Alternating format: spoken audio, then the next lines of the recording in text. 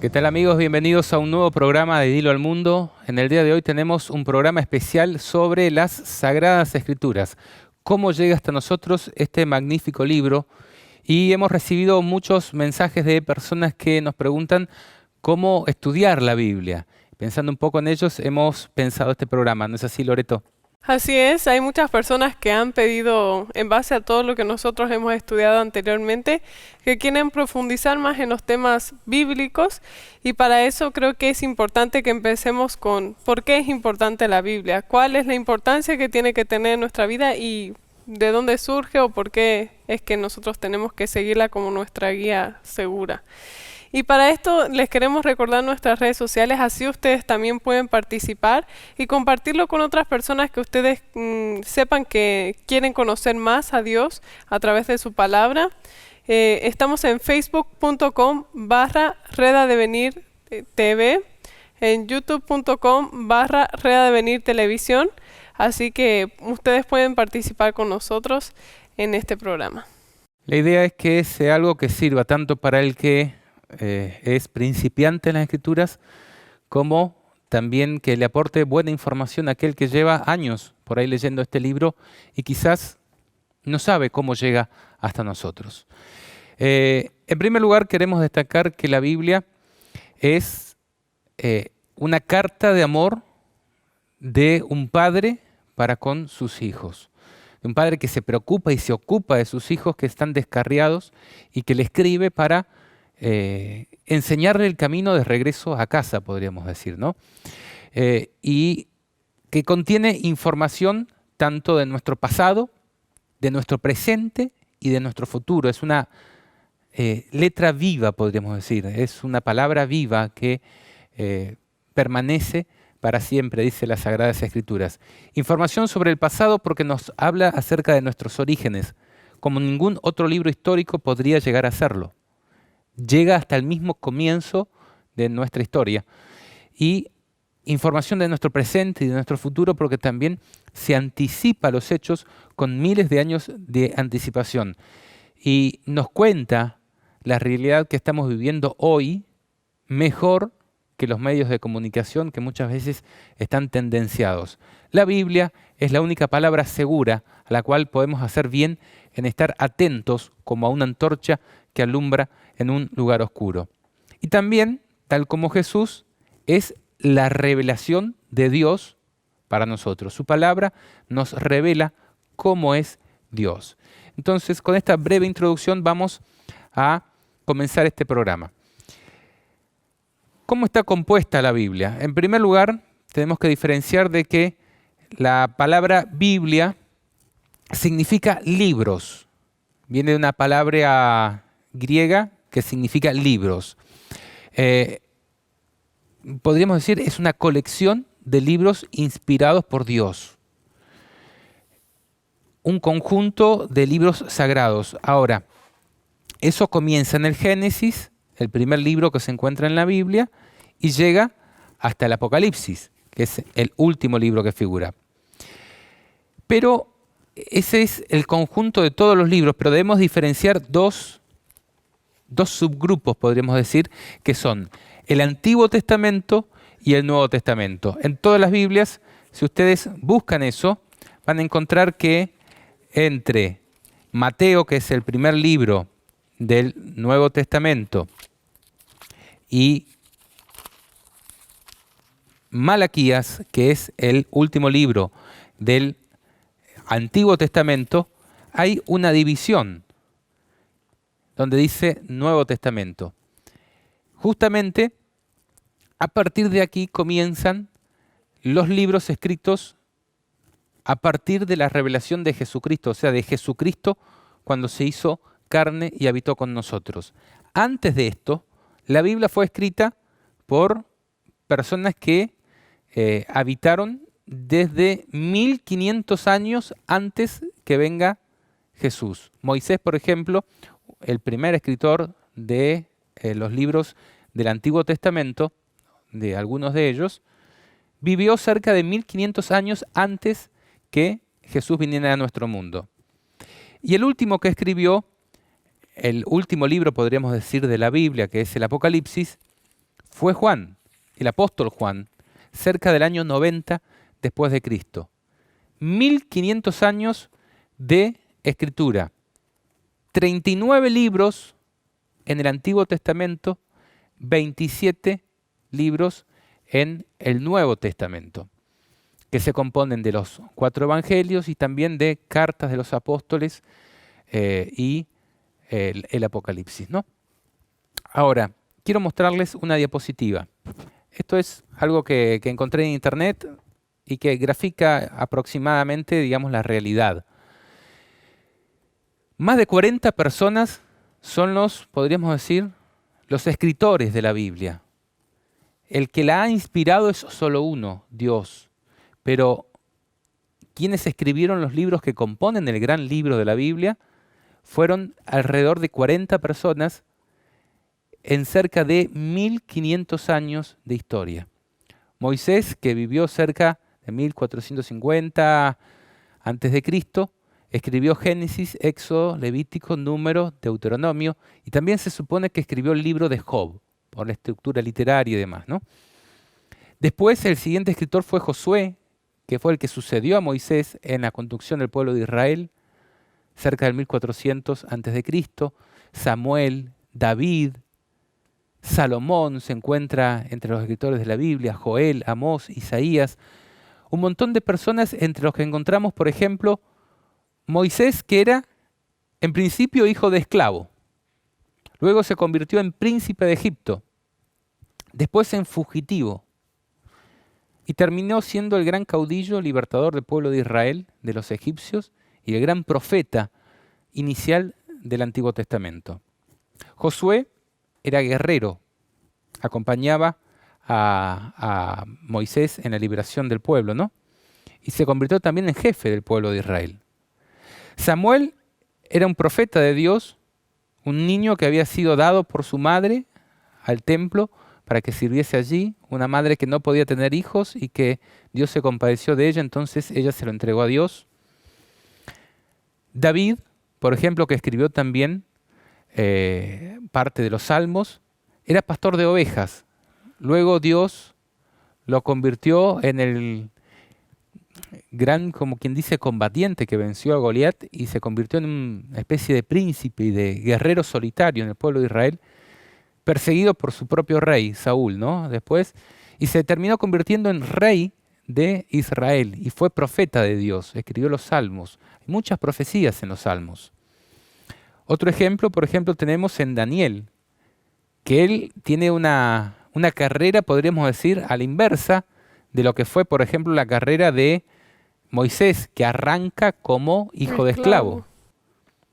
Daniel, el profeta Daniel, era hijo de príncipe, era un príncipe del pueblo de Israel, que cuando este pueblo es tomado cautivo por Babilonia y son desterrados a Babilonia, va como esclavo. Y finalmente, a través de la providencia de Dios, termina siendo el gobernador de Babilonia, el número 2 del imperio babilónico. Mateo era alguien como nosotros, podríamos decir, un cobrador de tributos, un trabajador para el fisco. Lucas era médico. Pedro, acá lo hemos graficado como el pescador, y varios de los discípulos que escribieron parte del Nuevo Testamento eran pescadores. Pablo, el que escribió gran parte del Nuevo Testamento, era prácticamente, podríamos decir, uno de los pocos eruditos del Nuevo Testamento. El único que sí sabía de las Escrituras antes, pero que tuvo que ser vencido por Dios, tuvo que ser tirado del caballo y llamado de nuevo, como dice, resucitar a una nueva experiencia en Cristo. Es reeducado también, ¿no? O sea, de todo lo que él había aprendido, Sí. aprenderlo de una manera más humilde, desde la humildad y desde la necesidad de un Salvador y de Cristo, realmente. Entonces, reeducado de lo que había aprendido, Dios lo reeduca. Entonces, eso es lo primero que tenemos que entender de la Biblia. ¿Quién la escribió? Bueno, fueron cerca de 40 personas a lo largo de más de 1500 años, entre los cuales tenemos desde reyes, profetas, sacerdotes, pescadores, rabinos, De todo hay en esta Biblia. Dios puede utilizar a cualquiera, hasta agricultores, por ejemplo, también. Ahora, otra cosa que generalmente presenta mucha duda, podríamos decir, es, bueno, ¿cuál es la mejor Biblia? ¿Cuántas Biblias hay? Y yo tengo aquí una imagen que representa un poquito este tema. La Biblia está desde los papiros, podríamos decir, desde la forma más primitiva de escritura, hasta hoy en cualquier celular puede estar y puedes tener, después vamos a hablar algo de esto, un montón de versiones de la Biblia en un mismo celular, en una misma aplicación. Ahí en la foto de arriba de la derecha tenemos un montón de versiones de la Biblia en castellano, algunas católicas, otras evangélicas, otras de Sociedades Bíblicas Unidas, en inglés, en diferentes idiomas podemos tener la Biblia. Biblias grandes que apenas si las podemos cargar y otras Biblias que entran en el bolsillo. ¿Son todas iguales? ¿Dicen todas lo mismo? Es siempre la pregunta que se hace quien no conoce sobre esto.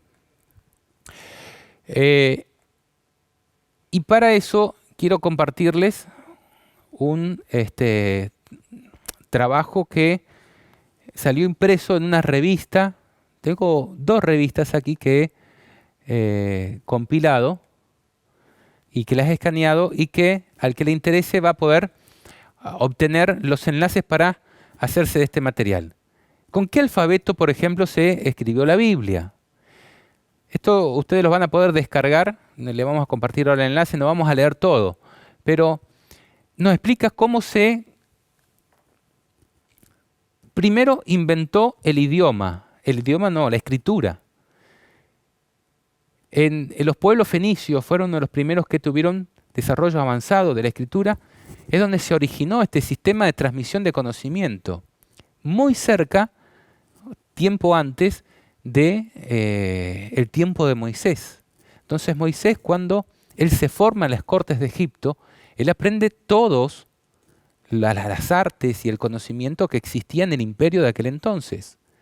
Y Dios utiliza a esta persona luego para escribir los primeros libros de la Biblia.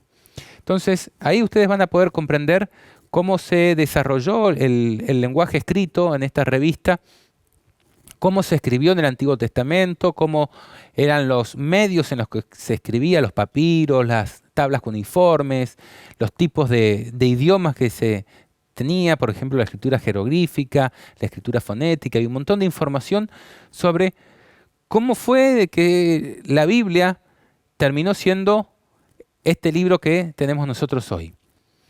Pero lo que sí vamos a compartir y vamos a leer algunos párrafos es acerca del canon bíblico.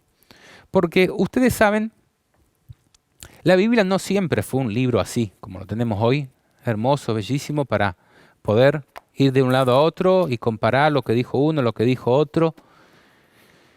Durante mucho tiempo, la transmisión del conocimiento de la Biblia, como nosotros lo hemos expuesto en nuestra serie sobre la verdadera iglesia, fue de manera oral.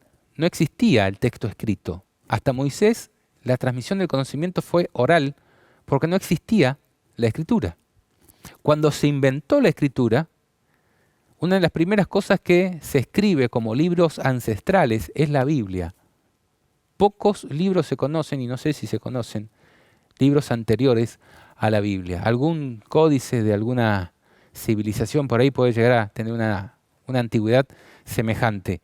Pero comentábamos, se inventa la escritura y una de las primeras cosas que se escribe, que Dios utiliza ese medio de comunicación, es la Biblia. Ahora, se inventó la imprenta. ¿Cuál fue el primer libro que se imprimió? La Biblia. La Biblia. Dios utiliza los medios de comunicación, Él los da, y hoy está utilizando también los medios radiotelefónicos, por ejemplo, radiodifusores, el satélite, la televisión por cable, la televisión por aire, el internet. Dios lo utiliza también. El malo también lo utiliza para sus cosas, como también hay libros de magia, por ejemplo, y libros satánicos, pero Dios utiliza los medios de comunicación para llevar el conocimiento a las personas. Sí, Entonces, algo que me gustaría mencionar es que nosotros tenemos, bueno, y ustedes ya tienen disponible este enlace de esta revista que nosotros estamos compartiendo con ustedes. es de hace cerca de 40 años esta revista. Sí.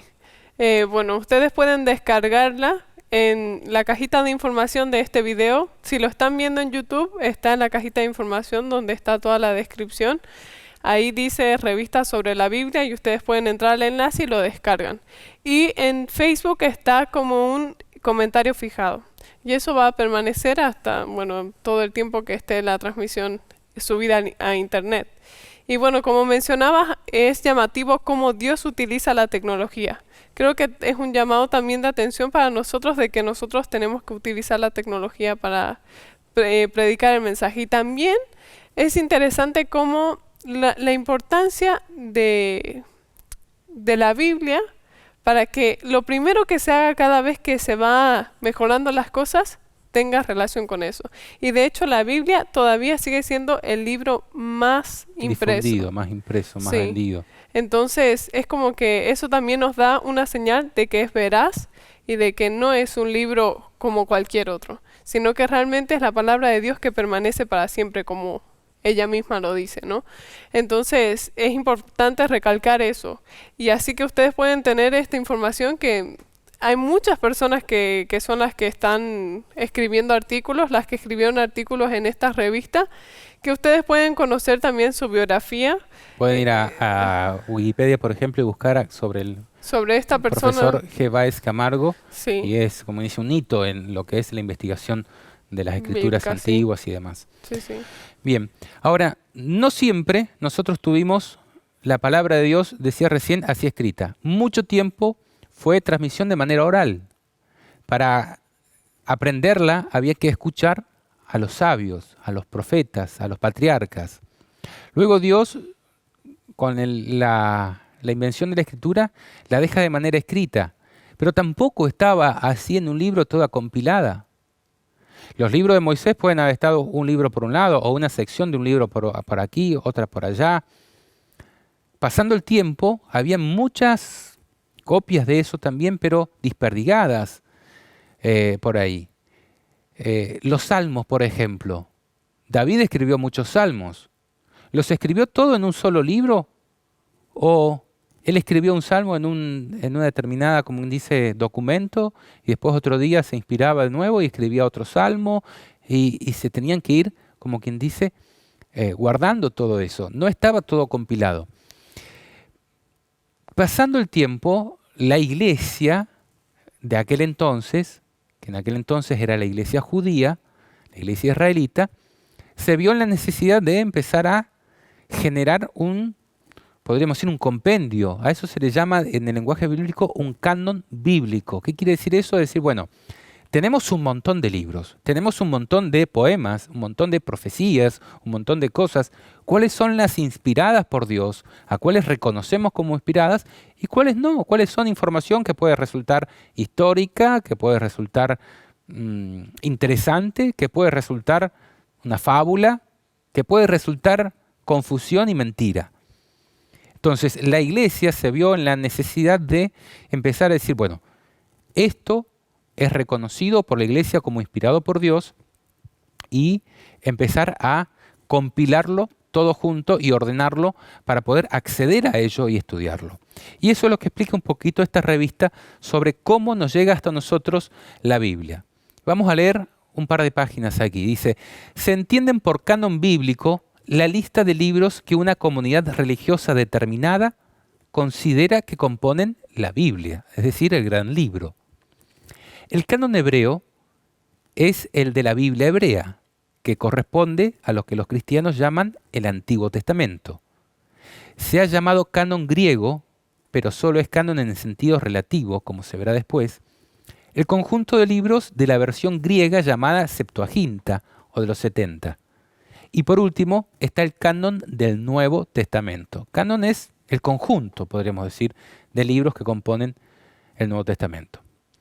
El propósito de este artículo es describir brevemente el proceso histórico de formación de las tres listas de libros antes mencionados, o sea, de la Biblia como un todo.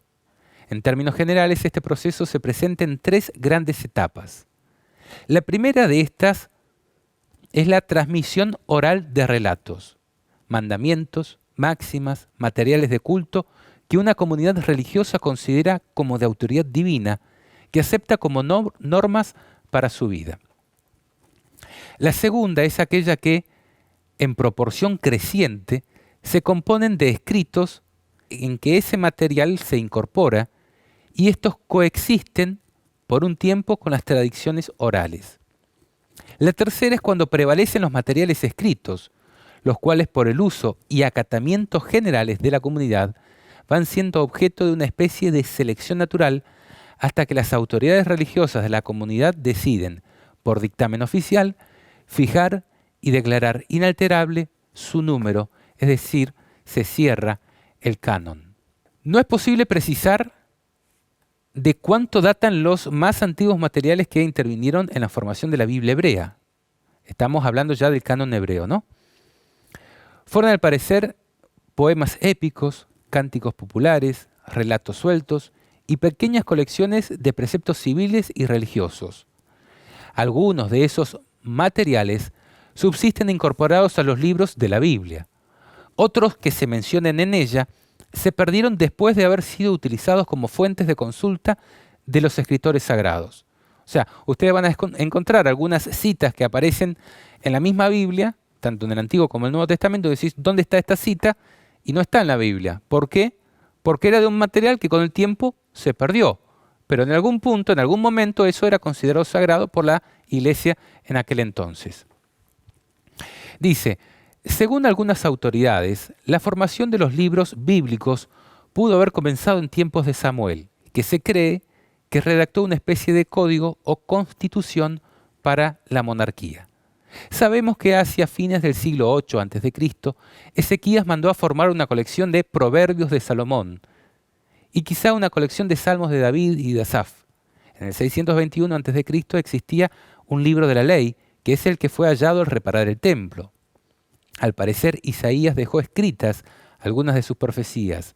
Jeremías dictó algunos de sus mensajes y están todos los textos bíblicos donde se cerciora todo esto, ¿no? Y como cita textualmente a Miqueas y a Abdías. Eso prueba que en su tiempo existían ya por escrito los mensajes de estos profetas.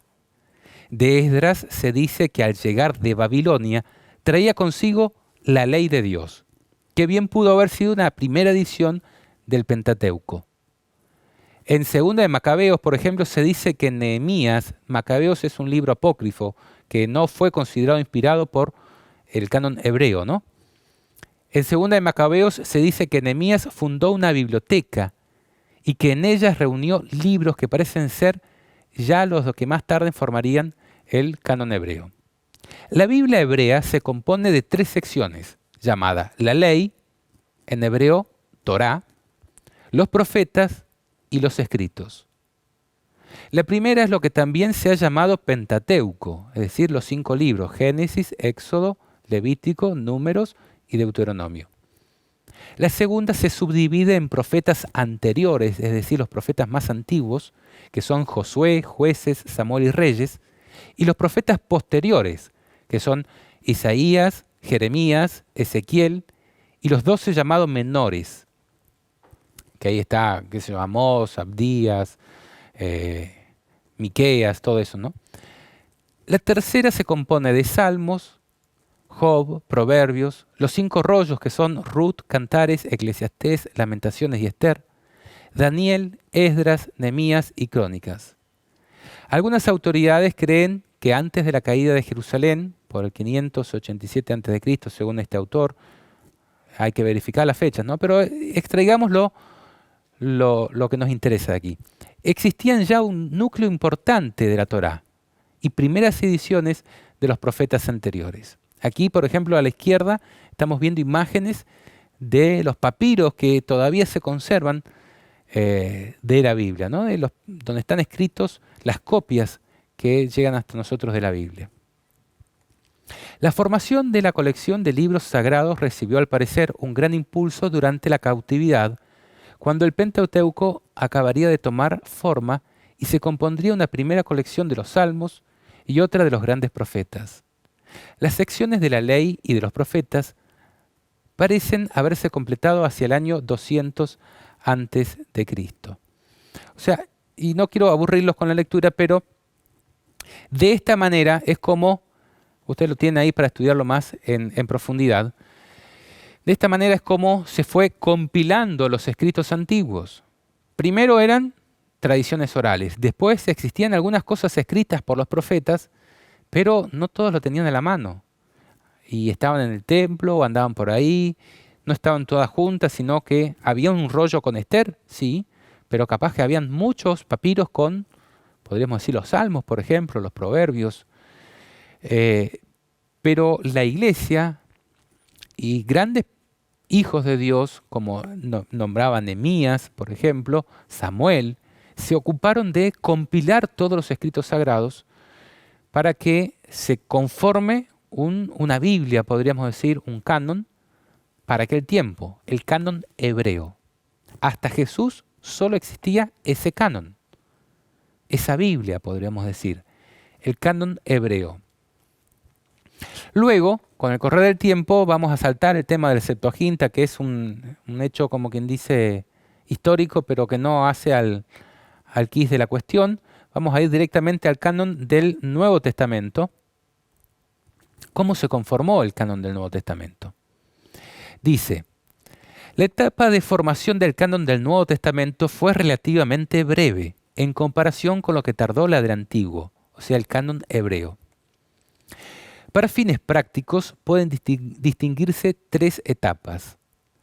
La apostólica, hasta el 70 después de Cristo, en el que se escribieron la mayoría de los libros que ahora figuran en el Nuevo Testamento. La precanónica, entre los años 70 y 150, en que de un gran cálculo de libros en circulación se fue marcando más y más la preferencia de la Iglesia, y la canónica o de canonización de libros propiamente dicha, que ocurrió entre el año 150 y el 200, en el que el canon acababa prácticamente de formarse. Los dictámenes de las autoridades eclesiásticas, ratificándolos, vendrán después. Hasta ahí voy a leer, ustedes pueden seguir con la lectura, pero en palabras sencillas, ¿cómo es esto? Bueno, hubieron algunas personas como Mateo, Marcos, Lucas, Juan, que escribieron evangelios, y esos empezaron a circular entre las iglesias. Ahora, en ese punto, las personas decían, bueno, este es el evangelio según San Mateo, ¿no? Pero esto es lo que escribió Mateo, el que conocemos, o el que nos contaron. Pero la escritura sagrada es la del canon, la de la Biblia. Mateo escribió algo contándonos algo acerca de Jesús, pero lo sagrado es lo que nosotros tenemos de la ley y los profetas, todo el Antiguo Testamento. Pablo escribió muchas cartas y circulaban entre las iglesias y eran de gran ánimo y de formación y de educación para las iglesias, pero decían, son las cartas de Pablo, pero nosotros tenemos que regirnos por la ley y los profetas, ¿eh? La ley y los profetas eran el Antiguo Testamento, en esa iglesia cristiana primitiva naciente. Con el correr del tiempo, esos escritos de los apóstoles empezaron a tomar más notoriedad, empezaron a ser más importantes para la iglesia. Las personas los leían y decían, epa, acá Dios nos está hablando. Hasta el punto en que dijeron, bueno, vamos a hacer una cosa, vamos a formar un canon, así como existe el del Antiguo Testamento, vamos a compilar todo lo que los apóstoles y los grandes hombres de Dios del Nuevo Testamento escribieron. Y ahí formaron entre el año 70, podríamos decir, y el 200, en escasos 130 años, lo que fue el Nuevo Testamento, que en principio no tenía la autoridad de la del Antiguo Testamento. Hoy hay muchas personas que dicen, no, eso es del Antiguo Testamento, ahora estamos en el Nuevo. Si lo escuchara alguien de la iglesia primitiva, diría, vos estás loco. Lo que interesa es el canon inspirado, que es el Antiguo Testamento. Y ahora vamos a ver algunas citas de los propios Pedro, Pablo, por ejemplo. ¿Qué consideraban ellos las Escrituras? La ley y los profetas. Bueno, pero con el tiempo, y gracias a Dios, eso, como dice, se le dio la categoría de libro inspirado. Entonces, si fue inspirado por Dios, el Antiguo y el Nuevo Testamento, ¿cómo están? En la misma jerarquía, porque es Dios el que la inspiró. Entonces, ¿lo dijo Pablo? Pablo fue inspirado por Dios. A Pablo le enseñó Dios también durante 3 años, él mismo lo dice. No, pero Juan estuvo con Jesús y recibió visiones en el Apocalipsis, en la isla de Patmos. Esas visiones son tan importantes como las del libro de Isaías. Y hoy tenemos el Antiguo y el Nuevo Testamento. Y una consideración importante. ¿Quién escribió todos esos libros? Personas que pertenecían al pueblo de Dios. En aquel entonces, personas del pueblo de Israel. Hoy hay una iglesia predominante dentro del cristianismo que dice, no, nosotros somos los dueños de la Escritura. Pará. Es cierto de que han acopiado muchas, y en sus invasiones, en sus cruzadas y demás, acopiaron muchos manuscritos, muchos papiros, podríamos decir, y muchas copias de las cartas del Nuevo Testamento y del Antiguo y demás, y que tienen un códice vaticano, por ejemplo, ¿no? Que hay mucha información sobre las cosas manuscritas que se escribieron y que se copiaron en la antigüedad, que ellos las conservan. Como así también en Israel hay otro de esos códigos sobre el Antiguo Testamento. Y en Alemania, creo, en una universidad luterana, si no me equivoco, estoy diciendo de memoria, existe otro código, ¿no? No sé si el código de Alejandría. Ahora, ¿qué quiero decir con esto? La Biblia, en primer lugar, es la palabra de Dios. ¿A quién le pertenece la palabra de Dios? A Dios. Ahora, alguno dirá, claro, pero ¿quién dice que es palabra de Dios y que no? ¿Quién la estableció como inspirada? En el caso del canon hebreo, fueron los hebreos. Y en el caso del Nuevo Testamento, quien reconoció eso como inspirado también fue la iglesia primitiva, que existió hasta el año 200. De esa iglesia a lo que nosotros hoy tenemos como Iglesia Católica Apostólica Romana, hay un abismo de distancia. Es cierto que la Iglesia Católica Apostólica Romana tiene sus raíces, podríamos decir, en esa iglesia cristiana primitiva, pero se corrompió tanto que hoy resulta irreconocible prácticamente por Dios, y Dios la describe en la Biblia como Babilonia, en el Apocalipsis, por ejemplo. Entonces, ¿qué quiero decir con esto? La Biblia no es de la Iglesia Católica, tampoco es de la Iglesia Protestante, ni tampoco es de los judíos. ¿Dios utilizó personas judías? Sí. ¿Dios utilizó personas de la Iglesia Católica de hace mucho tiempo, de la Iglesia cristiana primitiva? Sí, y muchas. Y aún hoy puede seguir utilizándolo. Ustedes saben, por ejemplo, que el mismo sumo sacerdote que planificó la muerte de Cristo, justamente en la reunión que habían hecho en el Sanedrín a medianoche, donde intentaron hacer un juicio sobre Cristo, habló siendo inspirado por el Espíritu Santo. Porque era sumo sacerdote, dice la Biblia, dijo, es necesario que uno sufra por el pueblo y no que todo el pueblo sufra por uno. Dice, y esto lo dijo siendo inspirado porque era sumo sacerdote en aquel año. Entonces, Dios puede utilizar aún hasta los peores, a los malvados, para transmitir y preservar su palabra, pero Él es el que vela por su palabra, que es viva y que permanece para siempre. Ahora, hay algunas reglas que se utilizaron en decir qué se iba a considerar como sagrado y qué no. A ver si lo encuentro por ahí. A ver, vamos a leer desde aquí. En un principio no parece que a esos escritos se les haya dado propiamente el carácter de escrituras. Está hablando acerca del Nuevo Testamento, al lado del Antiguo Testamento, lo que yo les contaba, que para los cristianos primitivos seguían siendo las escrituras, por excelencia.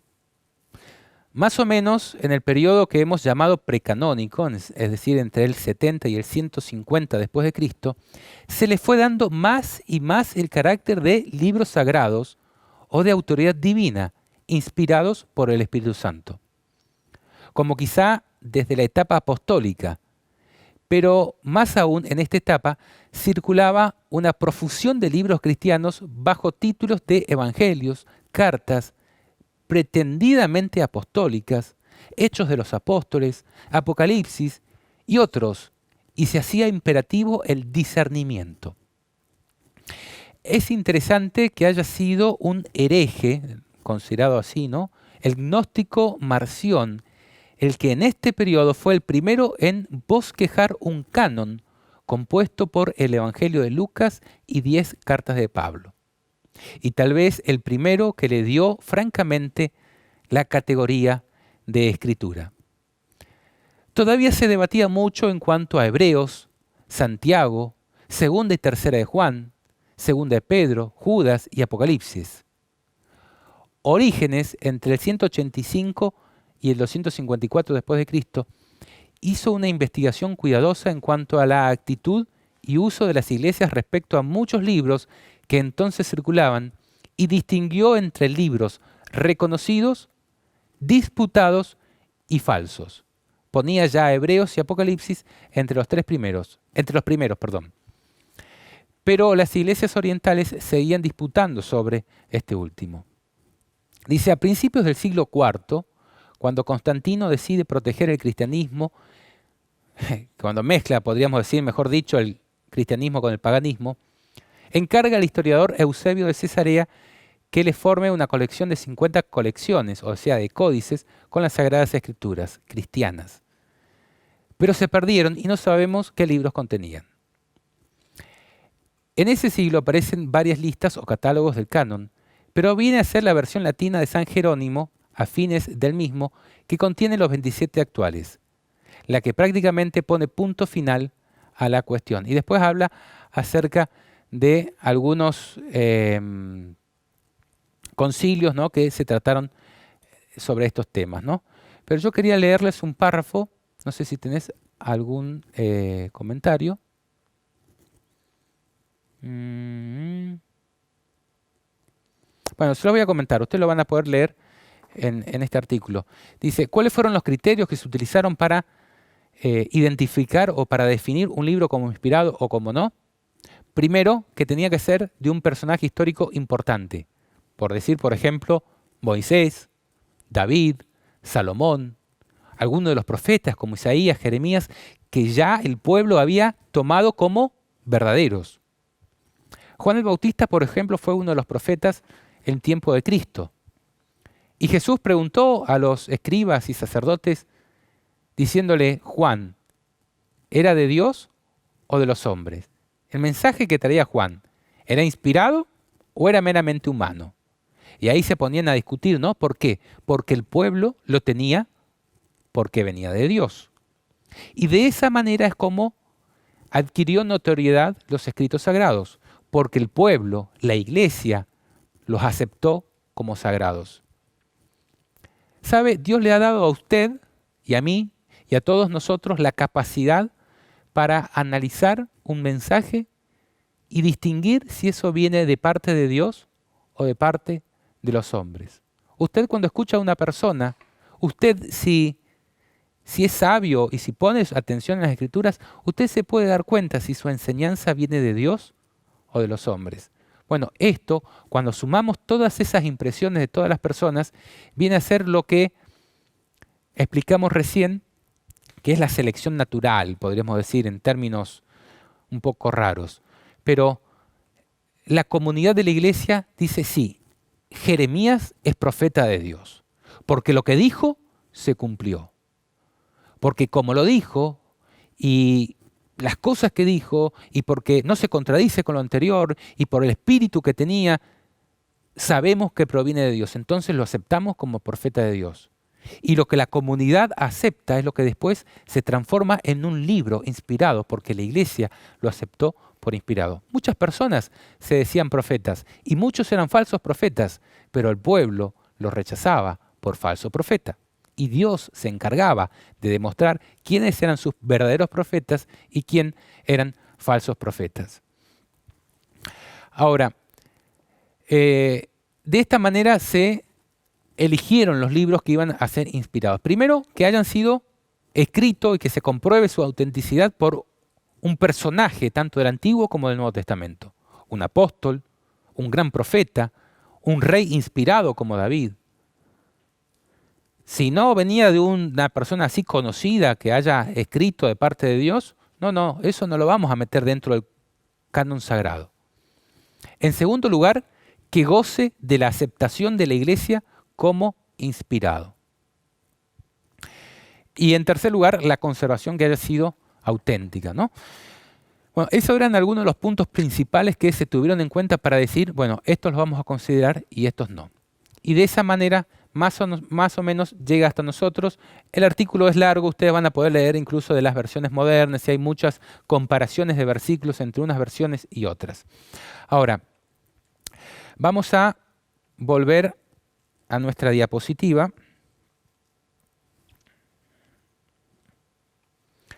Y la pregunta que surge a nosotros hoy es, bueno, ¿hay un montón de Biblias o hay una sola?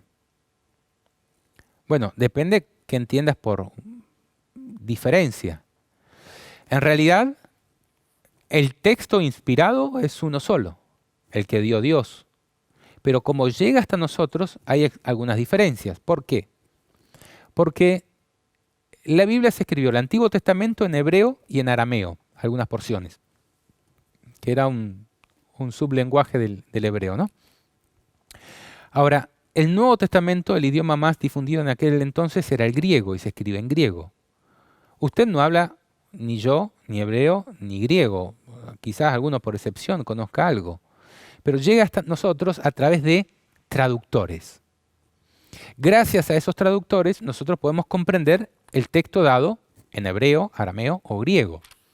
Ahora, no ha habido un solo traductor. Han habido muchos traductores que hicieron el mismo trabajo, traducir los textos sagrados. Entonces llegan hasta nosotros la versión, por ejemplo, Reina Valera, la Leborati Truso, la Narca Corlunga, que son los nombres de los traductores. ¿Cuál es la mejor? Y no solamente existe una sola versión de un traductor o de un par de traductores, existen actualizaciones luego que se fueron adaptando al lenguaje de acuerdo a cómo iba avanzando el lenguaje en una determinada comunidad. Por ejemplo, el español no es el mismo hoy que hace 500 años. Entonces hay que adaptar al entendimiento contemporáneo las palabras que se usan hoy. Ahora, ¿con cuál nos quedamos? ¿Cuál es la mejor? Siempre se pregunta. La de Sociedades Bíblicas Unidas, la Reina Valera, la Católica. Algunos dicen, no, si no tiene... Esta, por ejemplo, es una versión católica, ¿no? El libro del pueblo de Dios. Yo la he utilizado mucho en los videos que he producido. ¿Por qué? Porque muchas personas católicas que ven nuestros videos y queremos hablarle con la Biblia que ellos utilizan. Y tiene un lenguaje muy lindo. Sí, es muy claro. Incluso a veces más claro y que me gusta más a veces que la Reina Valera. Ahora, a veces hay alguna pequeña discrepancia. ¿Por qué? Porque si en inglés, por ejemplo, se dice, el día estaba lluvioso. ¿Cuántas formas hay de traducir eso al español? Pues yo digo, bueno, se podría traducir, el día estaba lluvioso, el día estaba cubierto, estaba lloviznando. Hay muchas formas de traducir esa expresión y cualquiera que entienda un poco de dos idiomas sabe que una misma frase a veces no tiene una traducción literal exacta. Sí, es como que en vez de traducir deberíamos adaptarla. Claro. O sea, en vez de traducir literalmente lo que dice, tienes que transmitir la idea, ¿no? Sí. Y para transmitir esa idea, las personas a veces encuentran diferentes palabras, pero es la misma idea. Entonces, si usted abre, por ejemplo, acá en Crónicas 2:15, por ejemplo, y habla acá en Crónicas 2:15, va a encontrar que dice prácticamente lo mismo, pero a veces se diferencian algunas palabras. hay una diferencia en que las versiones católicas de la Biblia incluyen libros que se llaman deuterocanónicos en el Antiguo Testamento. ¿Qué quiere decir? Algunos libros que circulaban por ahí, pero que no eran tenidos por sagrados en el canon hebreo. Pero los que hicieron la Septuaginta, que fueron unos judíos y algunas personas que vivieron cerca de Egipto, que hablaban en griego, incorporaron algunos libros comunes, podríamos decir, que circulaban en aquel entonces, dentro de ese código que hicieron ellos. Y la Iglesia Católica los arrastró en sus versiones de la Biblia, pero no forman parte del canon hebreo, reconocido como sagrado por el pueblo hebreo. Cosas que las Biblias de Sociedades Bíblicas Unidas, de las iglesias que podríamos llamar protestantes, no contienen. ¿Por qué? Porque no son inspirados, ¿no? Ahora, el resto de los libros podemos leerlo en cualquiera de los dos. Incluso esos libros podemos leerlos con una lectura, podríamos decir, histórica, una lectura secular, es decir, bueno, a ver qué dijo Macabeos, por ejemplo, qué dijo Judith. Hay algunas cosas que te pueden aportar información, otras cosas que son medias raras y que incluso incluyen brujería. Por eso la iglesia dijo, no, eso no está dentro de los libros sagrados. Y no lo incluyó en el canon hebreo. Eso es antes de Cristo. Ahora, siempre la pregunta es, ¿con cuál de las traducciones nos quedamos? Mi consejo es la que más te guste, la que más entiendas. Ahora, no te quedes con una sola traducción. Cuando estás estudiando un tema, agarra una y agarra otra y compará. Lee a 2, a 3, a 4, a 5 traductores. Y en ese sentido, aunque muchos critiquen las tecnologías actuales, yo creo que Dios utilizaría y utiliza muchas veces, por ejemplo, lo que puede ser un celular, una tableta, una computadora. ¿Por qué? Porque en el celular, por ejemplo, yo acá, si abro mi celular, les recomiendo, no sé si podemos tener una toma aquí.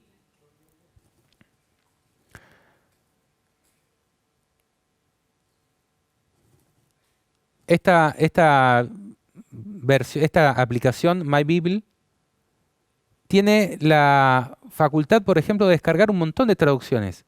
Y acá yo tengo la Biblia de Jerusalén, por ejemplo, una Biblia ortodoxa, judía, traducida al español, La Dios habla hoy, traducción Kadox israelita mesiánica, la King James, por ejemplo, en inglés, el libro del pueblo de Dios, que es una versión católica de Elaborati Truso, la Nácar Colunga, la nueva traducción viviente, que es una versión bastante moderna, actual, la nueva versión internacional, la Reina Valera 1960, la Torá, por ejemplo, y a mí me permite, por ejemplo, si estoy aquí en Hebreos 1.1, yo selecciono un versículo, por ejemplo, y puedo darle un clic y me compara ese mismo versículo en todas las traducciones. Y eso es una gran herramienta, porque si yo estoy investigando un tema a conciencia y me interesa conocer la verdad sobre ese punto, me permite llegar a un mejor conocimiento teniendo en cuenta lo que dijo un traductor, lo que dijo el otro, lo que dijo el otro, lo que dijo el otro sobre el mismo texto. Entonces, analizando todo lo que dijeron, puedo llegar a una comprensión más acertada sobre qué es lo que evidentemente estaba queriendo decir Dios en el original. Y es lo que yo recomiendo. Tengan la cantidad de Biblias que puedan, las que accedan, los que le permita el bolsillo, los que puedan comprar en una biblioteca. Lean la que más les guste, la que más entiendan el texto, pero cuando llegan a un punto controvertido o un punto importante, comparen lo que dice una traducción, lo que dice la otra, y van a tener una comprensión más cabal de las Escrituras. Al momento de leer todo sobre el tema del canon bíblico, a mí se me venía como que la pregunta o el interrogante, ¿cómo nosotros podemos tener la seguridad de que la Biblia que tenemos hoy es la que Dios ha inspirado? Y aquí un amigo nuestro también nos comparte una pregunta que que lo ha llevado a preguntarse lo siguiente. Dice Manuel Milla, dice, Lucas recopiló los dichos del pueblo acerca de Jesús. ¿Qué sabe uno si el que le pasó la historia era una persona inspirada por Dios? O sea, ¿cómo podemos tener la certeza de que toda la recopilación que se ha hecho hasta ahora es inspirada por Dios? Bien, porque muchas personas hoy dicen, bueno, no puede haber ningún profeta, dicen, ¿no? Fuera de los que están en la Biblia. ¿Desde cuándo? Desde que alguien dijo, bueno, vamos a compilar los profetas anteriores. Ahora, la pregunta que hace el amigo es importante. ¿Cómo podemos tener la certeza? Bueno, nosotros creemos que así como a Lucas, y así como a Pablo, así como a Pedro, Dios fue el que guió esas investigaciones y el que guió esa mente y el que inspiró para que las escribiera de acuerdo a lo que realmente fue. Ahora, y esa es una linda pregunta, ¿cómo podemos tener la certeza de que fue así? Porque la iglesia de aquel entonces, la iglesia primitiva, la que convivió con Lucas, la que convivió con el resto de los apóstoles, la que les llegó el conocimiento oral de las cosas, porque no solamente circulaban las cosas escritas, había mucha gente que había visto y escuchado las mismas historias, dijo, sí, evidentemente esto fue así, porque a mí también me llegó. Y como gozaban la confianza de toda la iglesia, hoy nos llega hasta nosotros. Y nosotros podemos tener la confianza a partir de la confianza de la iglesia de aquel entonces, que es un libro inspirado por Dios. Ahora, no sucede diferente con respecto a cualquiera de los profetas. ¿Cómo podemos tener la certeza de que Jeremías era un profeta de Dios? Bueno, el mismo análisis que le tenemos que hacer a Jeremías es el que le tenemos que hacer a cualquiera de los profetas que se dicen hoy. Por ejemplo, José Smith de los Mormones. ¿Es profeta de Dios o no es profeta de Dios? O Elena G. de White de los Adventistas. Nosotros no tenemos que cerrarnos a considerar si puede ser un profeta de Dios o no puede ser un profeta de Dios. Porque no esté dentro de este canon de los que hablaron hace miles de años, no quiere decir de que Dios no pueda levantar un profeta en la actualidad. ¿Cómo podemos cerciorarnos si un profeta es de Dios o no es de Dios? Va a ser un programa que vamos a hacer posteriormente, quizás el siguiente programa, ya vamos a ver cuándo. Porque existen formas bíblicamente de comprobar si una persona es de Dios o no es de Dios, si está hablando en nombre de Dios o no. Esos estudios los realizaron los líderes, el pueblo, los eruditos y quienes formaron también los concilios de la iglesia en aquel entonces. Por ejemplo, el concilio de Jerusalén, al que Pablo asistió junto con Pedro y el resto de los discípulos y que figura en Hechos 15. Allí se definían, en esos concilios eclesiásticos, qué cosas se aceptaban por verdaderas y qué cosas no.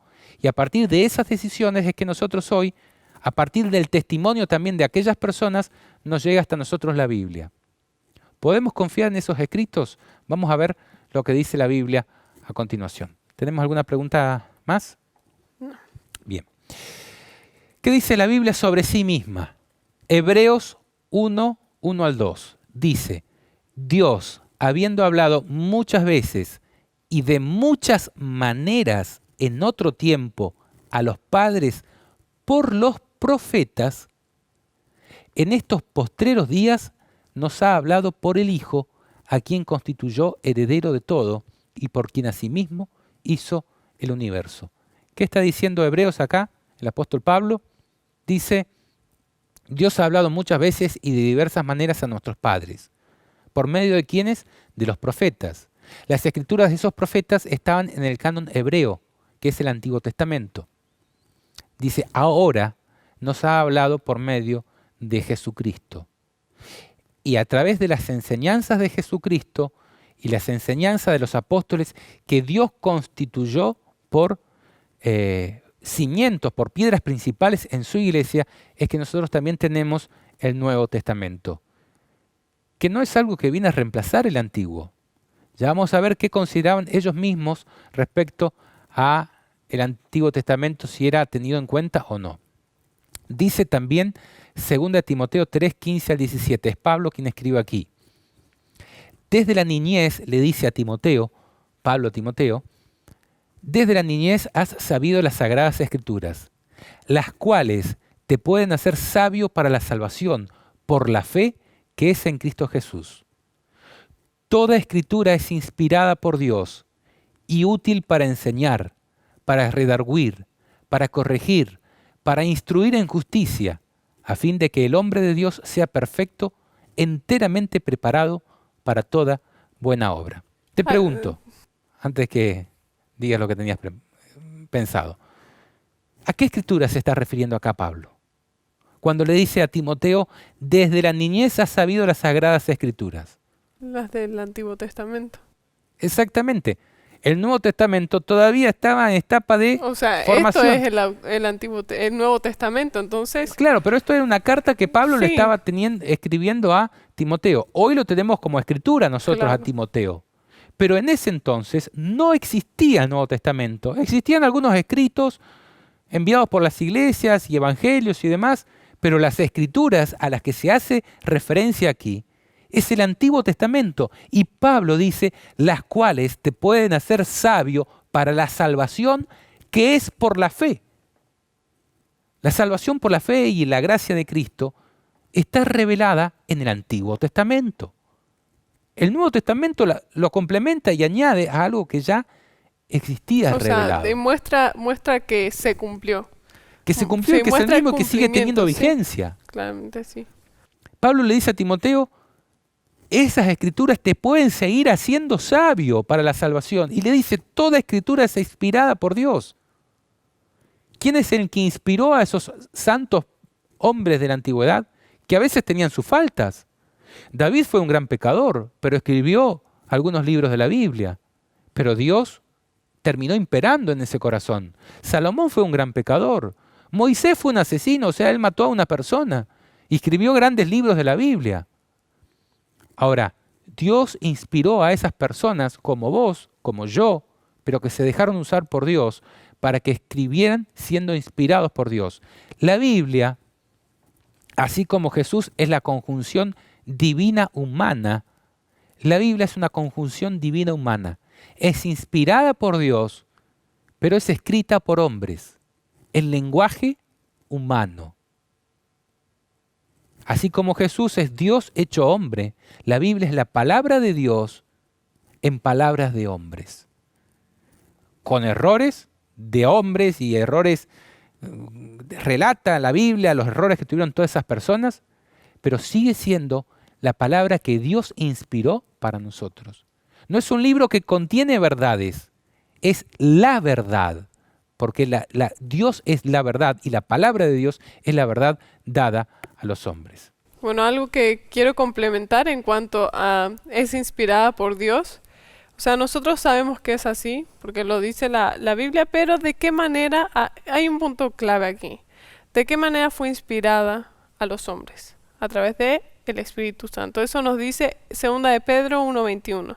Porque nunca la profecía fue traída por voluntad humana, sino que los santos hombres de Dios hablaron siendo inspirados por el Espíritu Santo.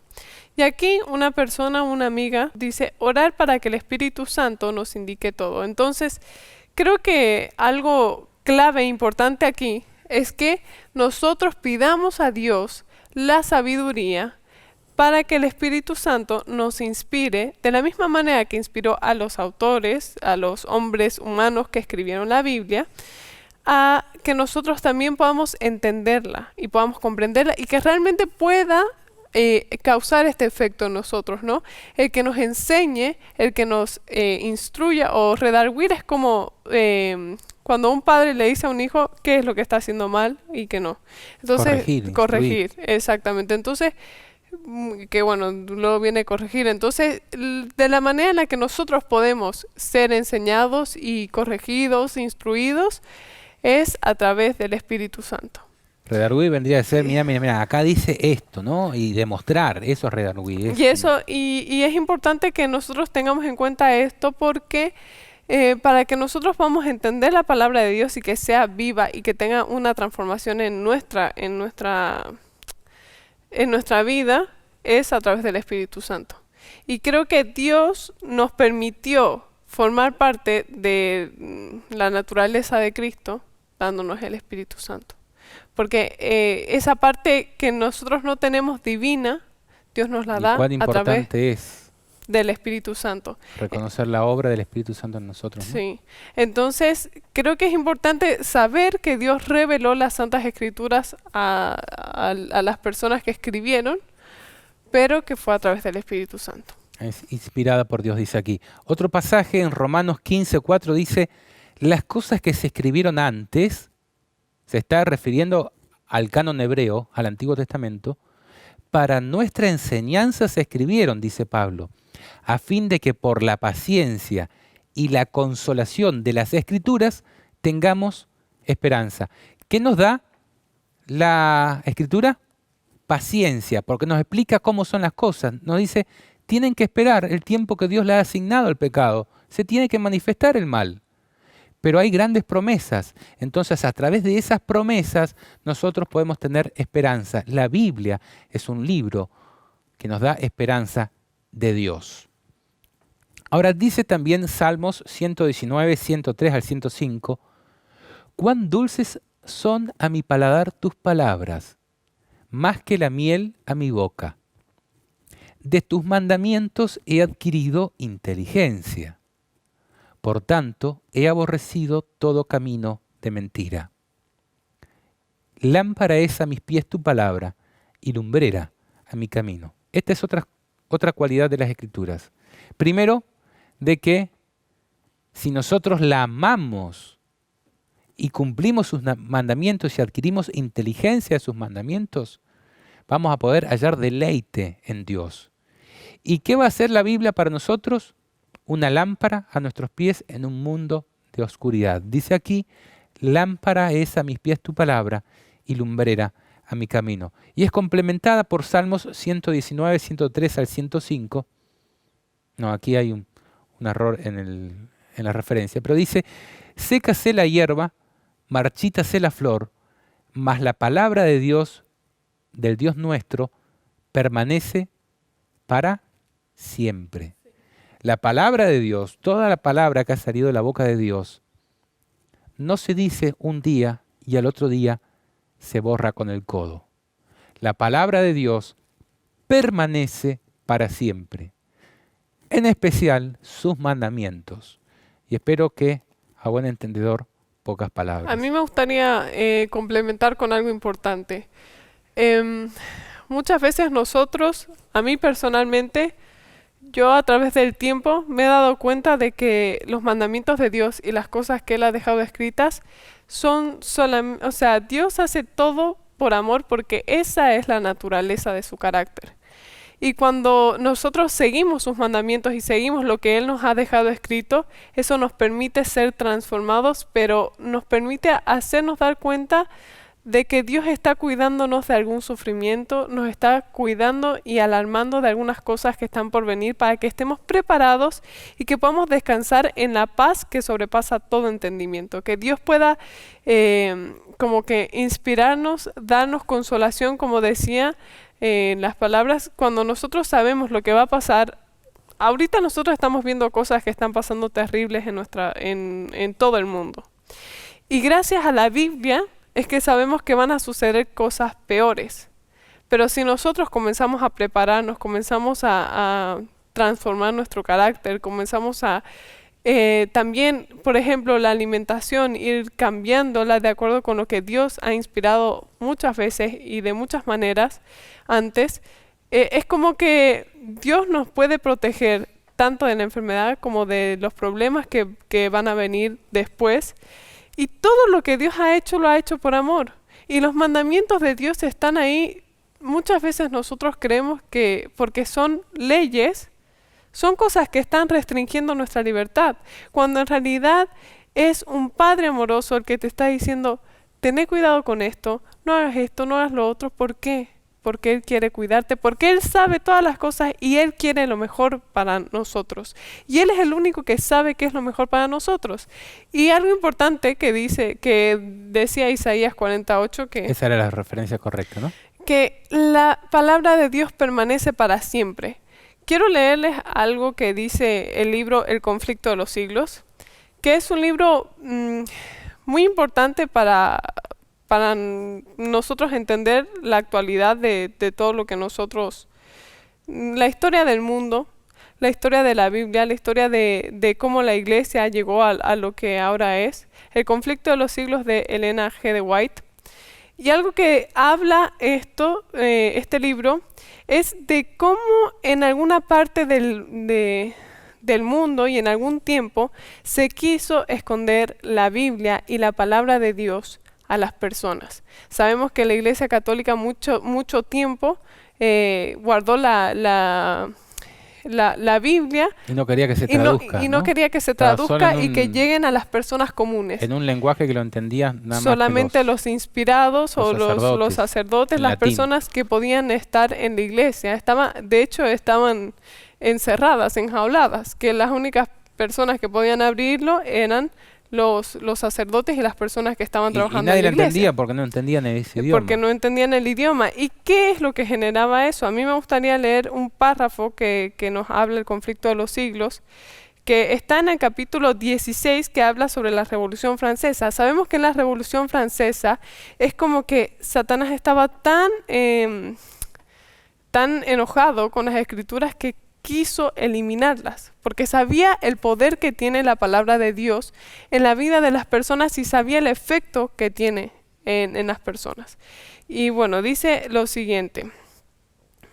Dice, voy a leer, se encuentra en la página 343 y el capítulo es el 16, que es la Biblia y la Revolución Francesa, que dice, bueno, por su previsora política advirtió que para esclavizar eficazmente, sabemos que, bueno, estaba hablando de Roma, está hablando sobre cómo los franceses estaban intentando no permitir que las escrituras se puedan compartir, y dice, advirtió que para esclavizar eficazmente a los hombres necesitaban subyugar sus almas y que el medio más seguro para evitar que escapasen de su dominio era convertir en seres impropios para la libertad, 1000 veces más terrible que el padecimiento físico que resultó de su política fue la degradación moral que prevaleció en todas partes. Despojado el pueblo de la Biblia y sin más enseñanza que la del fanatismo y la del egoísmo, quedó sumido en la ignorancia y en la superstición y tan degradado por los vicios que resulta incapaz de gobernarse por sí solo. O sea, realmente vemos, Si no tenés la conducción de la palabra de Dios, vemos a lo que puede llegar la sociedad, que es la degradación completamente. Entonces es como que estos sabían lo que iba a pasar. Y por eso es que escondieron la Biblia. Y Satanás sabe lo que la Biblia hace en la vida de una persona. tengo un pasaje para graficar eso. Dice Juan 17:17, santifícalos en tu verdad, tu palabra es verdad. Si nosotros estudiamos la Biblia, ¿a qué vamos a llegar? Cuando nos predisponemos correctamente en el estudio, a la santificación. Lo que hace la palabra en nosotros, esta palabra que es viva y eficaz y que permanece para siempre, cuando nosotros la incorporamos en nuestras vidas, ¿qué es lo que hace? Nos santifica. Dice el texto, santifícalos en tu verdad, tu palabra es verdad. A continuación tengo el pasaje que citabas recién, de 2 de Pedro 1, 19 al 21. Tenemos también la palabra profética más segura, a la cual hacéis bien en estar atentos, como a una antorcha que alumbra en lugar oscuro. ¿A qué palabra profética está haciendo referencia Pedro aquí? En el tiempo de Pedro, la única palabra profética que había era la que estaba en el canon hebreo, más todas las palabras que circulaban de forma oral y por algún medio de Jesús, de todo lo que él había enseñado. Pero aquí Pedro está diciendo, tenemos también la palabra profética más segura, a la cual hacéis bien en estar atentos. Nosotros, ¿estamos atentos hoy a las profecías del Antiguo Testamento? A todas las enseñanzas del Antiguo Testamento que nos pueden hacer sabios para la salvación, decía Pablo. Dice a continuación como a una antorcha que alumbra en lugar oscuro. Lámpara es a mis pies tu palabra, decía el otro pasaje de Isaías, ¿no? Hasta que el día esclarezca y el lucero de la mañana salga en vuestros corazones. Entendiendo primero esto, que ninguna profecía de la Escritura es de interpretación privada, porque nunca la profecía fue traída por voluntad humana, sino que los santos hombres de Dios hablaron siendo inspirados por el Espíritu Santo. Y acá un poquito lo que hablabas recién. Los que escribieron la palabra inspirada, que la iglesia reconoció como inspirada, porque le hizo la prueba de los profetas, que nosotros vamos a ver en algún programa siguiente, fue inspirada por el Espíritu Santo. Ahora, ¿nosotros la podemos entender por voluntad humana la Escritura? De ninguna manera. Acá está diciendo, nunca la profecía fue traída por voluntad humana. No deben hacer interpretaciones privadas, sino que deben pedir que el Espíritu Santo, que fue el que inspiró la Biblia, les revele a ustedes qué significa esa palabra que Él dio. Entonces, hoy muchas personas hablan acerca de métodos de interpretación, ¿no? Y escuelas de interpretación, todas cosas de invención humana. Y ya vamos a leer un pasaje, que se lo voy a compartir enseguida, pero que dice que el Espíritu Santo puede enseñarnos en un momento mucho más de lo que podríamos aprender de grandes personajes que pretenden ser sabios. Entonces, ¿qué necesitamos nosotros para entender? Humildad, consagración y pedir que el Espíritu Santo nos revele la verdad a través de su propia palabra, la que Él inspiró. Y tenemos algún consejito más acerca de cómo estudiar la Biblia, pero lo vamos a compartir enseguida. Antes vamos a compartir algunos pasajes más. Dice Hebreos 4:12, porque la palabra de Dios es viva y eficaz, más cortante que toda espada de dos filos, y penetra hasta partir el alma y el espíritu, las coyunturas y los tuétanos, y discierne los pensamientos y las intenciones del corazón. Esta palabra que nosotros tenemos hoy aquí en diferentes traducciones, no solamente es viva porque llega hasta nosotros con gran aplicación práctica hoy, sino que nos discierne a nosotros hoy los pensamientos y las intenciones del corazón, dice, y nos habla conociendo nuestro corazón. ¿Por qué? Porque no es palabra de hombre, es la palabra de Dios que conoce el fin desde el principio. Como Él conoce a sus hijos, Él ha escrito discerniendo los pensamientos y las intenciones del corazón. Y Él te guía a través de ese mar de palabra escrita en la Biblia, llevándote, porque Él conoce lo que estás pensando y conoce las intenciones de tu corazón. Dice también, 1 de Pedro 1, 22 al 23, habiendo purificado vuestras almas por la obediencia a la verdad, mediante el Espíritu. A ver. ¿Qué dice que tenemos que hacer? Purificar nuestras almas por la obediencia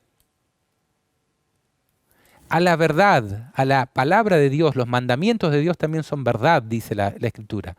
Pero no una obediencia por nuestra propia voluntad. Dice, mediante el Espíritu. El Espíritu es el que hace la obra en nosotros. Dice, para el amor fraternal no fingido, amaos unos a otros entrañablemente, de corazón puro, siendo renacidos, no de simiente corruptible, sino de incorruptible. Para eso es el bautismo, para ser renacidos a una nueva vida en Cristo.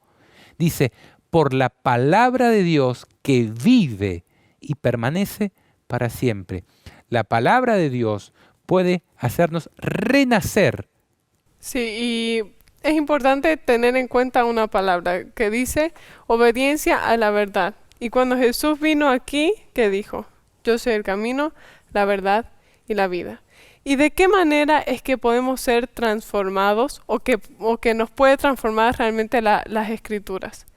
Es porque las Escrituras dan testimonio de Jesús, que Él es quien transforma. Cuando nosotros conocemos a Jesús y comenzamos a comparar nuestra vida con la suya, porque al conocerlo, al ver los milagros que él hizo, al ver cómo era su carácter, al ver que él daba a conocer al Padre a través de todo lo que él hizo, podemos darnos cuenta de que realmente nos queda mucho a nosotros por aprender, nos queda mucho a nosotros por ser, pero toda la Biblia da testimonio de Jesús.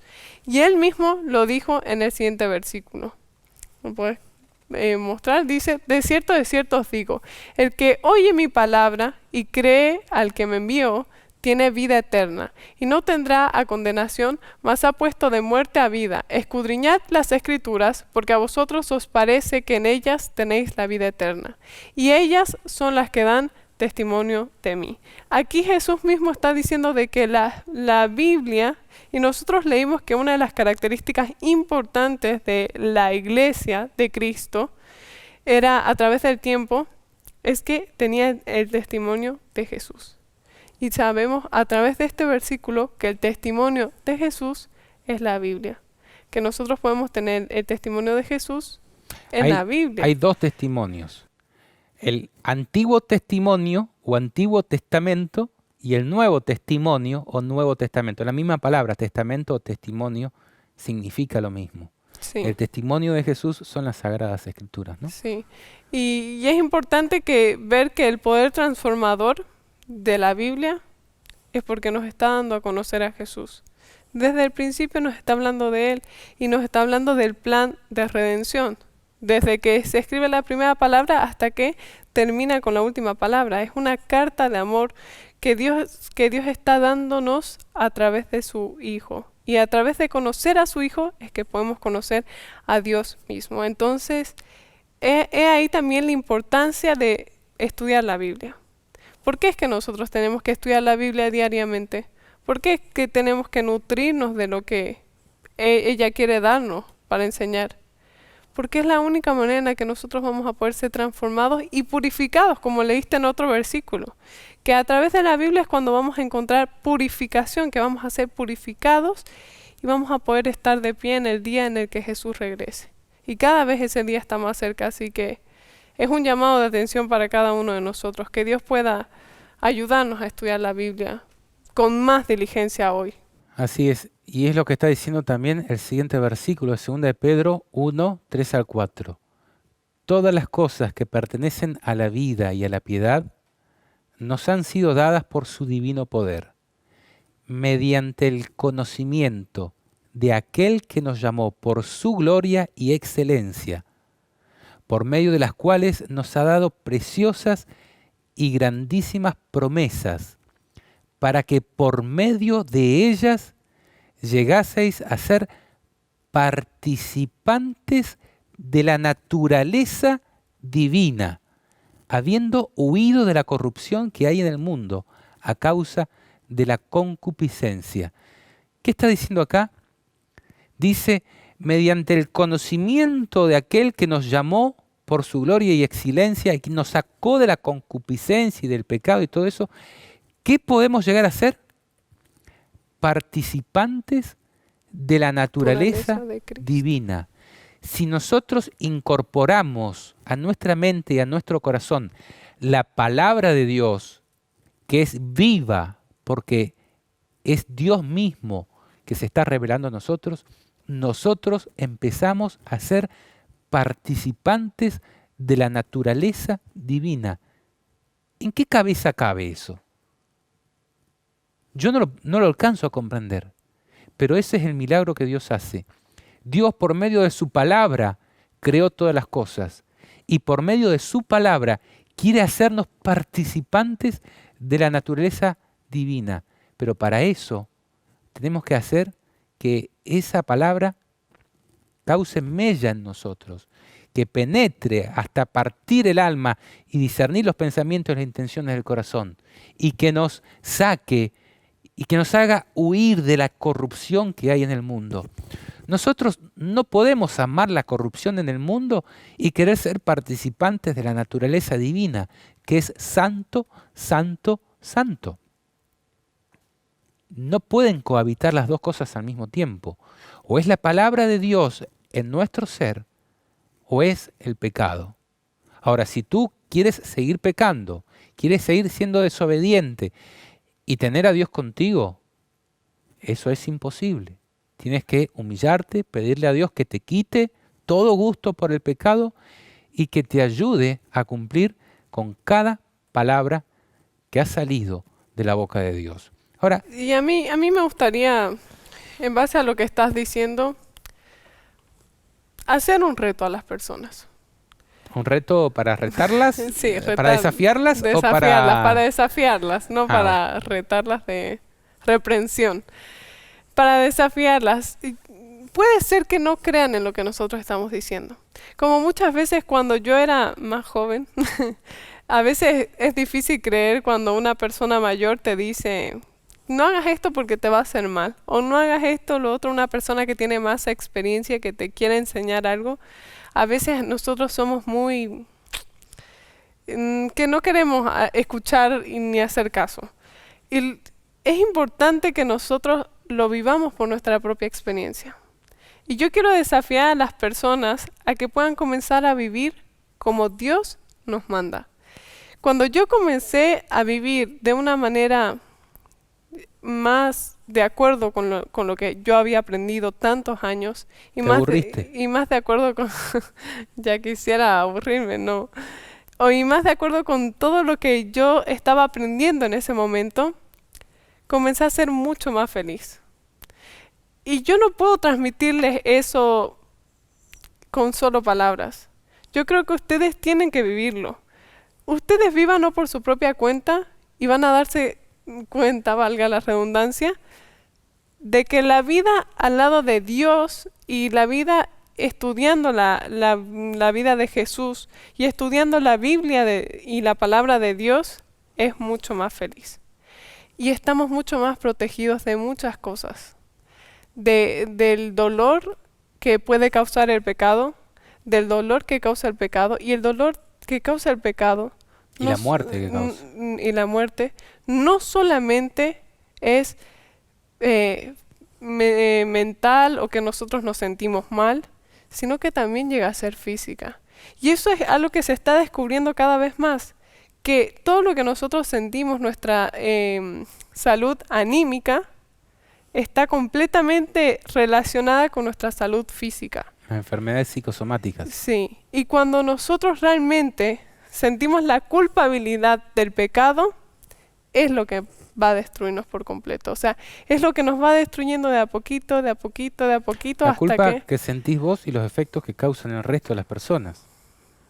porque a veces no nos damos cuenta. Que por una noche de querer hacerme el vivo, puedo arruinar la vida de un montón de personas, de una esposa, de un esposo, por ejemplo, de hijos, y todo eso causa gran amargura y gran mal, y termina en la muerte. ¿Por qué? Porque preferí como dice, una satisfacción muy temporal. Sí. Y bueno, eso por un ejemplo gráfico de lo que sucede con un pecado. Con todos los pecados sucede lo mismo. Y mientras nosotros vamos viviendo más de acuerdo con eso, vamos a darnos cuenta de cuánto amor nos tiene Dios.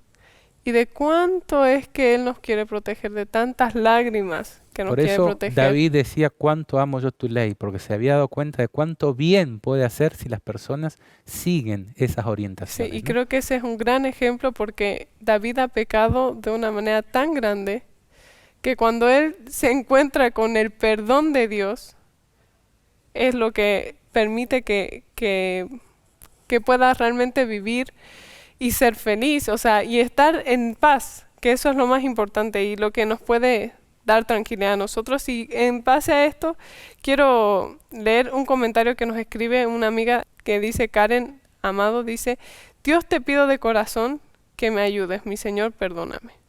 Y ese que pueda ser también nuestras palabras. Esa es la oración que más rápido se contesta. Sí. La que pide perdón con sinceridad de corazón. Inmediatamente alcanza cumplimiento. Ahora, ¿qué pasa cuando nosotros nos rebelamos y queremos rechazar el conocimiento que proviene de Dios y que es la palabra de Dios? ¿Qué dice la Biblia? Oseas 4:6. Mi pueblo fue destruido porque le faltó el conocimiento. Por cuanto desechaste el conocimiento, yo te echaré del sacerdocio Y porque olvidaste la ley de tu Dios, también yo me olvidaré de tus hijos. Esto es lo que sucede. Dios dice, y bueno, estás siendo destruido porque no me quisiste escuchar. Tú que eras el sacerdote no me querías escuchar a mí y yo te tuve que rechazar del sacerdocio. Hoy nosotros tenemos la posibilidad de ser sacerdotes de Dios. ¿Qué pasa si nosotros no queremos escuchar el conocimiento? ¿Qué pasa si nos olvidamos de la ley de Dios? Lo mismo que dice en Oseas. Dice también, yo me olvidaré de tus hijos, o sea, de tus seres queridos, de tus sentimientos. Están a merced de lo que puedas lograr con tu vida, dice Dios. Dice también Juan 14, 23 al 24. Respondió Jesús y le dijo, el que me ama, mi palabra guardará, y mi Padre le amará, y vendremos a él y haremos morada con él. El que no me ama, no guarda mis palabras, y la palabra que habéis oído no es mía, sino del Padre que me envió. Entonces, es simple. Si tú amas a Cristo, vas a cumplir con todo lo que Él te ha dicho. Porque no es una palabra que venga de hombre. Es una palabra que procede del mismo Dios. Bueno, hasta aquí hemos repasado algunas cositas que la Biblia dice sobre sí misma respecto a que es una fuente de autoridad en materia de fe. Todo debe ser probado de acuerdo a las Sagradas Escrituras, desde los profetas más antiguos, reconocidos por Dios y por la Iglesia, hasta los modernos. Ahora, en la Biblia también encontramos, por ejemplo, revelaciones de hechos científicos que le demoraron a lo que se dicen científicos miles de años descubrirlo. Por ejemplo, en Job, que fue uno de los primeros libros que se escribió de la Biblia, Job 26:7 dice, Él extiende el norte sobre el vacío, cuelga la tierra sobre la nada. A los físicos y a los científicos de nuestro mundo tardaron más de 3000 años, podríamos decir, en cerciorar de que esto era así. Recién, en una demostración práctica de la esfericidad de la Tierra, fue llevado a cabo, dice acá en Wikipedia, por Fernando de Magallanes en su expedición de circunnavegación del mundo, en el 1519. Sin embargo, esto fue escrito por Moisés, se supone, en el libro de Job, 1500 años antes de Cristo. Después algunas personas empezaron a esbozar algunas ideas, pero ya en la era cristiana. Pero 1500 años antes ya estaba revelado a través de los profetas que la tierra cuelga sobre la nada, dice, está en el vacío, podríamos decir. Él extiende el norte sobre el vacío. Dice acá, el norte se refiere a las alturas. Dios habita en los lados del norte porque habita en las alturas. Es lo que señala hacia adelante, así para los antiguos. Ahora, dice vacío y cuelga sobre la nada. Habita en el vacío. Eso ya estaba en la Biblia, en uno de los primeros libros que se escribió. También dice Job 28, 24 al 25, porque él mira hasta los fines de la tierra y ve cuánto hay bajo los cielos, al dar peso al viento y poner las aguas por medida. ¿Saben cuándo se descubrió que el viento, que el aire tenía peso? En 1643, Torricelli utilizó el mercurio haciéndolo ascender en un tubo cerrado, creando vacío en la parte superior, empujado por el peso del aire de la atmósfera.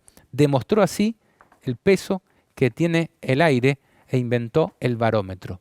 Recién 1600 años después de Cristo se dijo algo que ya estaba revelado por Dios 1500 años antes de que ello ocurra. Ahora, tenemos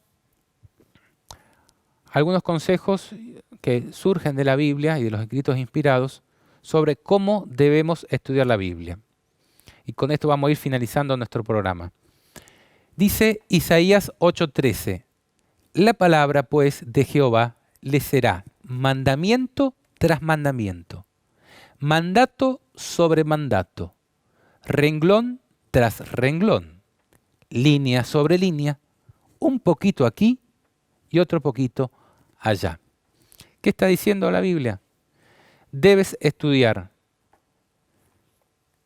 leyendo párrafo sobre párrafo, o sea, en contexto, línea sobre línea, en ascendencia de progresividad de verdades que Dios va revelando. Y también dice un poquito aquí, un poquito allá. ¿Qué quiere decir eso? Unir lo que dice en un lado con lo que dice en otro, para comprender la verdad entera. A veces, si nos quedamos solo con un versículo y no leemos su contexto, podemos llegar a una interpretación equivocada. Tenemos que leer la Biblia en contexto. Ahora, si leemos solo un pasaje, a veces podemos tener una parte de la verdad. Pero si no tenemos el resto de la verdad, podemos llegar a un conocimiento deficiente. Tenemos que leer lo que dice en un lugar, lo que dice en el otro. A veces se utilizan símbolos que en un momento no los entendemos, pero si los relacionamos con lo que dicen en otras partes sobre ese mismo símbolo, vamos a entender a qué se está refiriendo. Si queremos estudiar, por ejemplo, un tema sobre el estado de los muertos, ¿qué dice la Biblia que pasa cuando el hombre muere? Debemos ir a ver todas las partes donde habla acerca del estado de los muertos. Y ahí vamos a comprender la verdad sobre qué es lo que sucede cuando la persona muere. Y así con todos los temas. Ahora, yo tengo un par de consejos más para darles a ustedes. Es de un libro que leí, el capítulo 3 de Testimonios para los Ministros. Ustedes pueden leerlo allí también, en forma más extendida. ¿Cómo debemos estudiar las Sagradas Escrituras? Allí dice que debemos acercarnos con espíritu humilde y disposición a ser enseñados. Si yo me acerco con soberbia a la palabra de Dios, o creyendo que yo ya sé el tema, entonces vengo a buscar argumentos para rebatir a tal o cual persona, a tal o cual idea, porque yo ya sé ese tema, entonces yo no voy a llegar a la verdad. Yo tengo que venir con humildad, sin nada de soberbia, porque Dios aborrece a los soberbios, y con disposición a ser enseñado. Si yo no me entrego a decir, bueno, yo creo esto, pero Señor, muéstrame la verdad sobre este tema, y abro mi cabeza para entenderlo, no voy a llegar a la verdad. Ahora, también se nos aconseja que debemos estudiar la Biblia con mente clara. Quizás después de comer una comida abundante, con postre y bastante bebida, no es el mejor momento para estudiar las Escrituras, porque tenemos la cabeza abombada. Entonces leemos y no comprendemos. Tenemos que escoger los mejores momentos del día para estudiar la Biblia, y eso generalmente suele suceder cuando la persona recién se levanta, se da un baño, por ejemplo, ahí está despejada, cuando su cabeza está al máximo. Bueno, esos son los momentos que les tenemos que entregar a Dios. Ahora, eso también implica consejos sobre salud, porque si nuestra alimentación incluye bebidas que afectan nuestro cerebro, comidas que contienen mucha grasa, por ejemplo, que también afectan la claridad mental, nosotros no vamos a poder tener un cuerpo físico que Dios pueda utilizar para llegar a la verdad clara y pura. Dios necesita una mente limpia para que su espíritu pueda, como quien dice, moverse de un lado a otro y hacer relacionar las neuronas para llevarnos al entendimiento de la verdad. Tenemos que cuidar nuestra alimentación y todos nuestros hábitos, porque muchas veces nuestros hábitos van en contra de la claridad mental. Ahora, otro consejo es estudiar por nosotros mismos. Y vamos a compartir alguna cita luego después. Los comentaristas bíblicos pueden ser útiles, o la voz de maestros, pastores, sacerdotes, pueden ser útiles en tanto y en cuanto te lleven a las Sagradas Escrituras y te la hagan entender. Pero la verdad tiene que surgir de la Biblia.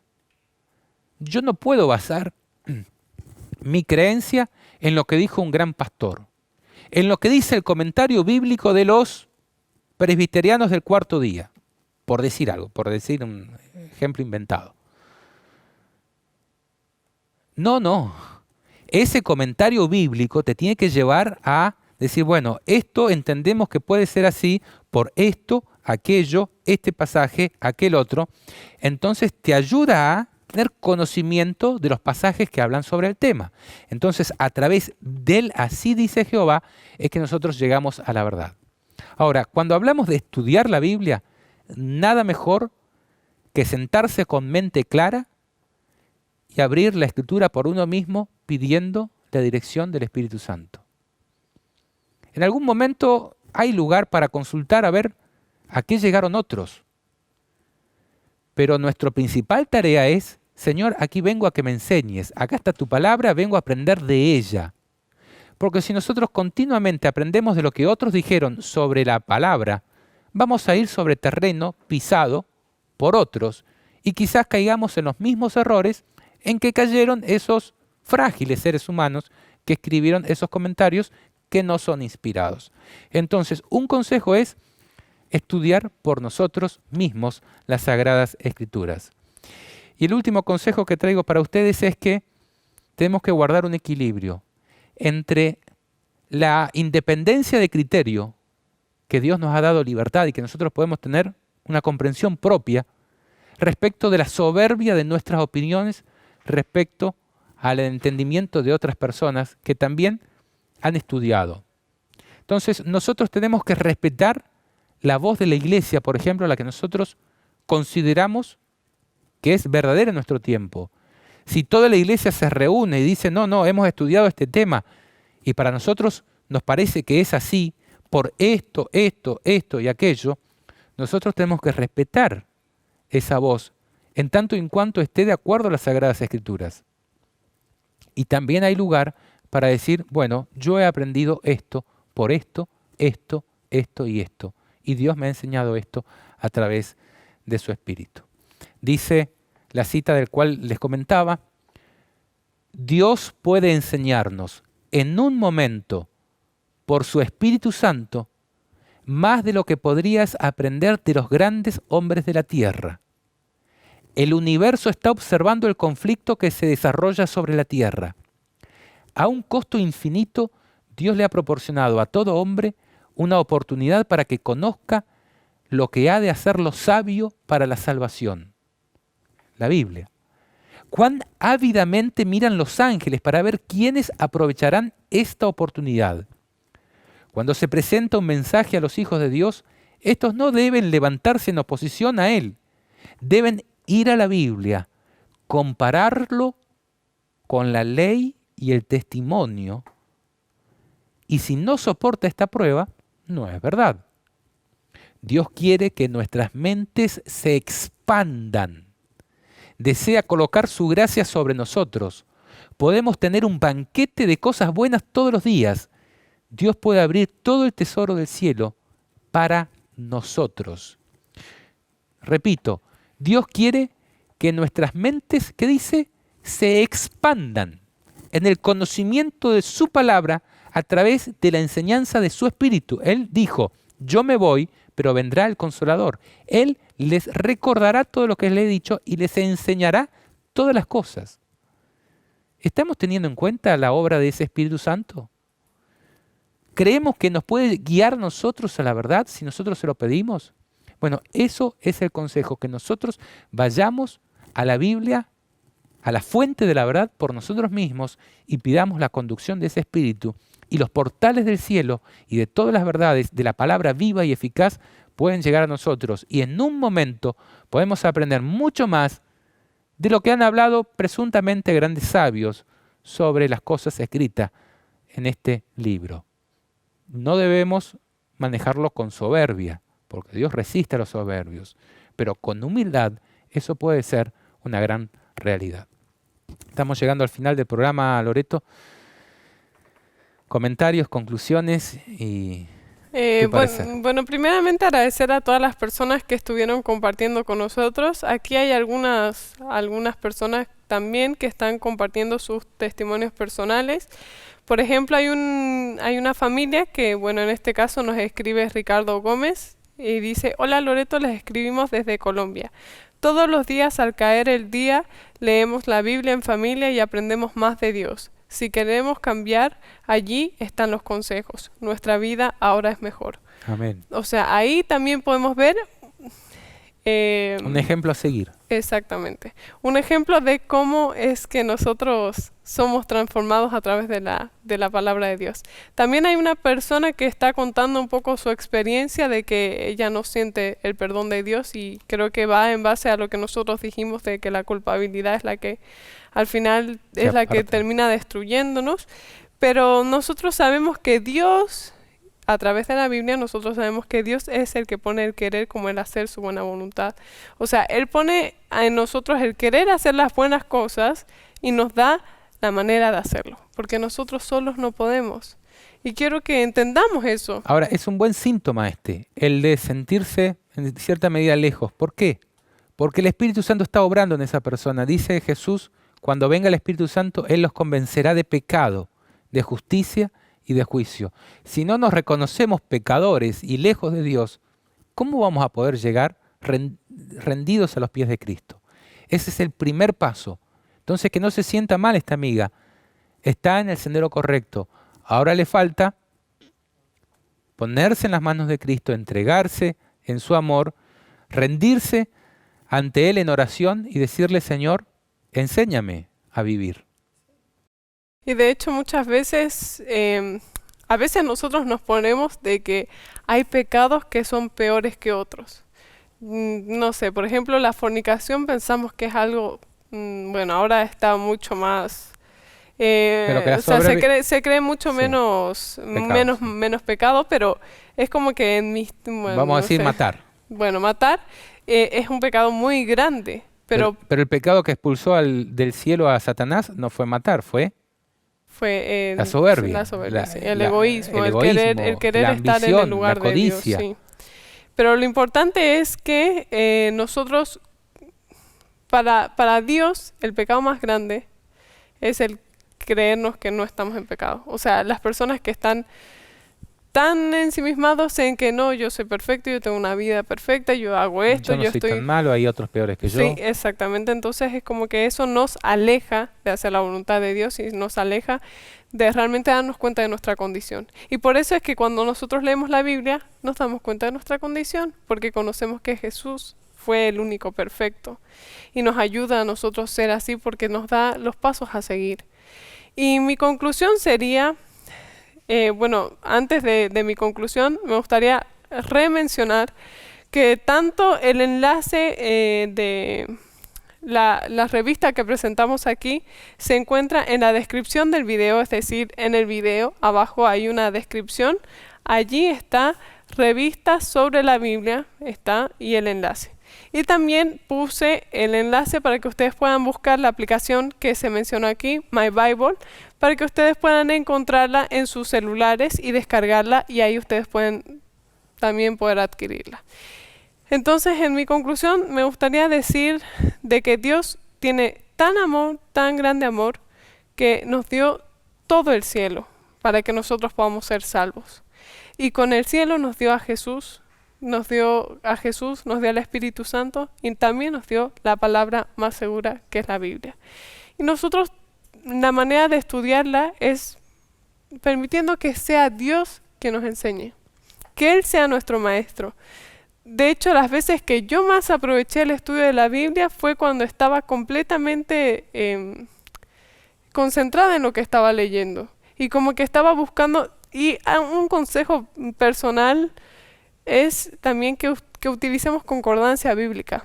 Muchas veces eso te ayuda a ver. La concordancia bíblica es algo que no sé si han visto en las Biblias, pero dice una palabra y ahí te sale una letra, un número arriba y te manda otro versículo. Es como que te manda versículos que están relacionados al tema. Y eso a mí me ha ayudado muchísimo a darme cuenta dónde están algunos versículos que están hablando sobre un tema en específico, y ahí uno puede sacar mucho más aprendizaje.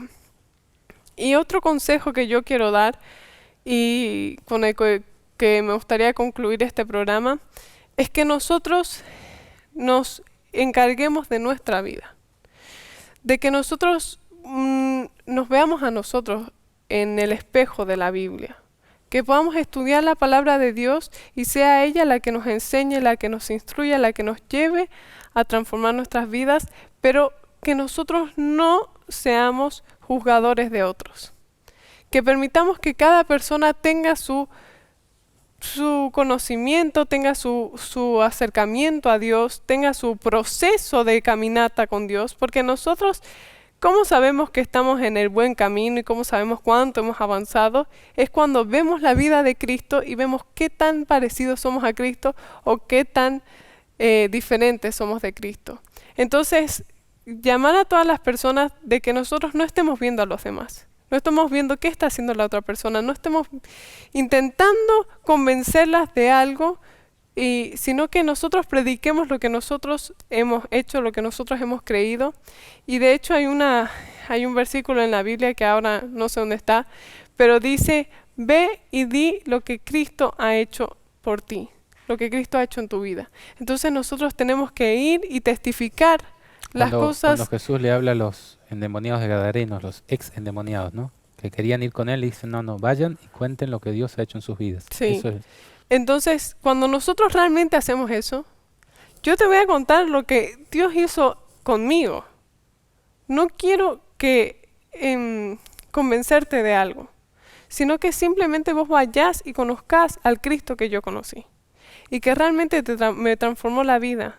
Y eso es lo que hace la Biblia. Y yo no quiero convencerlos de que estudien la Biblia, sino quiero que ustedes sepan de que con Cristo hay una vida mejor. Y que con Cristo hay una vida mucho más feliz. Entonces, ese es nuestro mayor desafío. De que nosotros realmente podamos poner nuestra mano en el pecho y digamos, sí, realmente estoy fallando en este aspecto. Yo no estoy leyendo la Biblia todos los días, no me estoy encontrando con Dios todos los días. Estamos viendo testimonios aquí entre nuestros amigos que están compartiendo cuán diferente es la vida con Cristo y sin Cristo. De hecho, cuando nosotros estudiamos la Biblia, si un día no leemos la palabra de Dios, nos damos cuenta cuán diferente ha sido ese día a los días anteriores. O los días en que realmente logras esa conexión vital con el cielo, cómo cambia tu panorama, ¿no? Sí. Y permitamos que cada persona avance en su propio ritmo.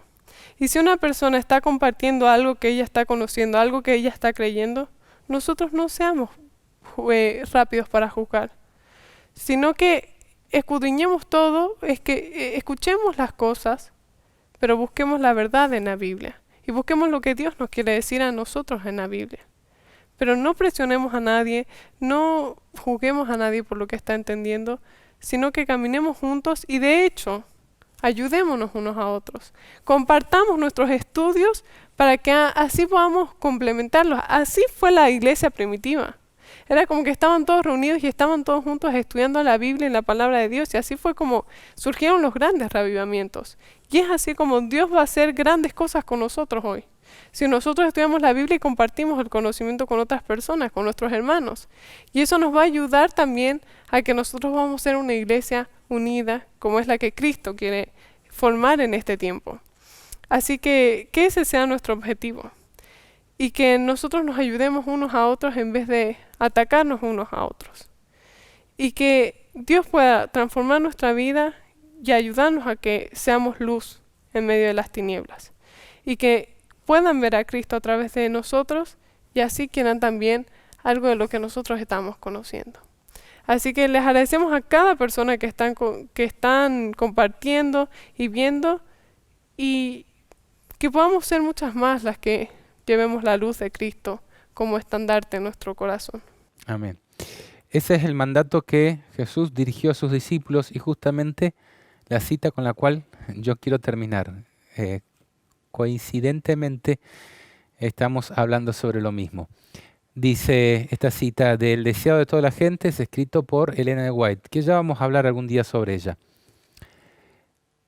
En el mandato dirigido a sus discípulos, Cristo no solo esbozó su obra, sino que les dio su mensaje. Enseñad al pueblo, dijo, que guarden todas las cosas que os he mandado. Los discípulos habrían de enseñar lo que Cristo había enseñado.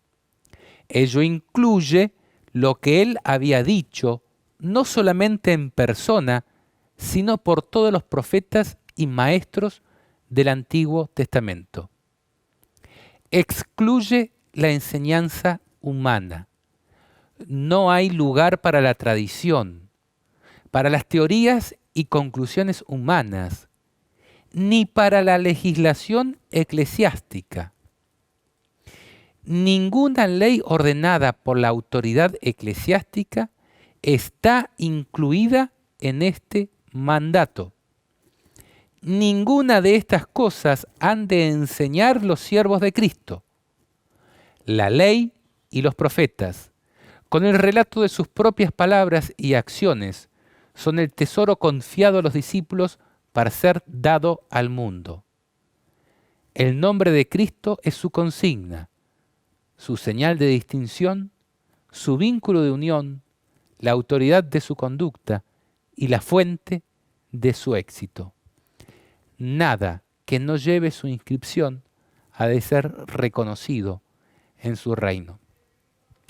Como les comentaba recién, los comentadores pueden servir hasta cierto punto. Nosotros, este programa, por ejemplo, puede llegar a servir hasta un cierto punto muy limitado, en tanto y en cuanto te enseñe lo que ha sido dado por Dios en su palabra, en su texto inspirado. Cosas dichas por seres finitos, mortales y humanos de sus propias palabras, no han de ser enseñadas. Ojalá en este programa estemos cumpliendo con este mandato. Es lo que intentamos. Llevarte el Evangelio por la orden de Jesús. Dijo, enseñad al pueblo, y dijo que guarden todas las cosas que os he mandado. ¿Es ese tu deseo? ¿Es esa tu intención?